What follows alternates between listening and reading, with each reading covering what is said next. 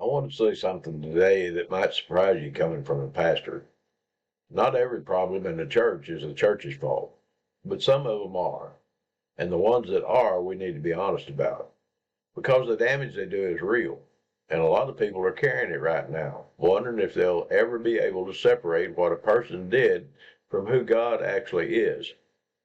I think they can. I think you can. But first, somebody has to be willing to say the hard thing out loud. Well, here I am. I've been a pastor for a long time. I argued with God for 3 years about it before I finally said yes to the calling. That's a true story. I don't want it. I didn't think I was the right person for it. And God wasn't particularly moved by my objections, so I took the job. And over the years, I've tried to do it honestly.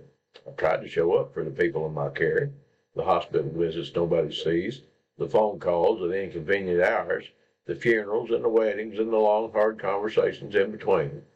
But I've also had to look honestly at the times I got it wrong, the times my ego got bigger than my calling, the times it became more about what I was building than about who I was supposed to be pointing people toward.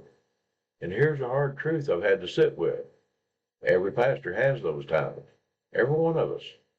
If a minister tells you he hasn't, he's either not self-aware or he's not telling you the truth. The calling is real. The office matters. But the man in the office is still just a man. There's a verse that I come back to more often than almost any other. Christ is the one mediator between God and man. One mediator. Not your pastor, not your bishop, not your elder, or your church leader, or the person who baptized you. Not me, Christ.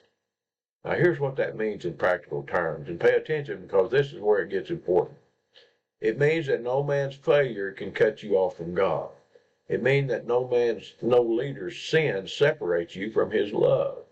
It means that no church hurt, no matter how deep it goes, no matter how long you've been carrying it, is the final word on your relationship with God. Because your relationship with God doesn't run through a person, it runs through Christ. The shepherd's job, my job, is to lead you to the source, not to become the source, not to position myself as a necessary step between you and God, to guide you toward him and then get out of the way.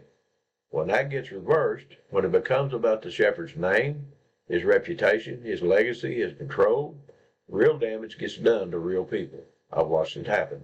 I've seen people walk away from God because they couldn't separate God from the person who hurt them in his name. And I understand that. If someone I trusted completely told me something about God that turned out to be more about them than about him, that would shake me too. But here's what I want you to hear. The office isn't the problem. The ego that corrupted the office, that's the problem. A shepherd is needed. That's not tradition, that's scripture. Sheep without a shepherd will stray. People need guidance, need someone who's been further down the road and can say this way, not that way. That's real, and it matters. But the shepherd who leads well, who actually does the job right, makes himself progressively less necessary over time, not more. The goal is people who know how to find God themselves, not people who can't function without checking with the shepherd first. The difference between those two things is the whole ball game.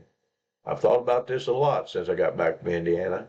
I watched shepherds in that service do their job exactly right. They were present, they were available, but they were generally out of the way. And the people in the room, especially the young people, they found God. Not the shepherd, God. That's what it's supposed to look like. That's what I want my ministry to look like. Not me pointing people at myself. Me pointing people up and then stepping aside. If you've been hurt by someone who occupied a place in your life that only belonged to God, I want to say something to you directly. That was wrong. What they did was wrong. But God's record isn't the same as their record. He hasn't changed. He hasn't failed you. And his door is open right now. Not through a man, not through an institution, not through me, directly to him. That's always been the whole point. If you want to keep this conversation going, come find us in the community. Link is in the description. A lot of good people in there asking honest questions. You'd fit right in. I'll see you on Friday.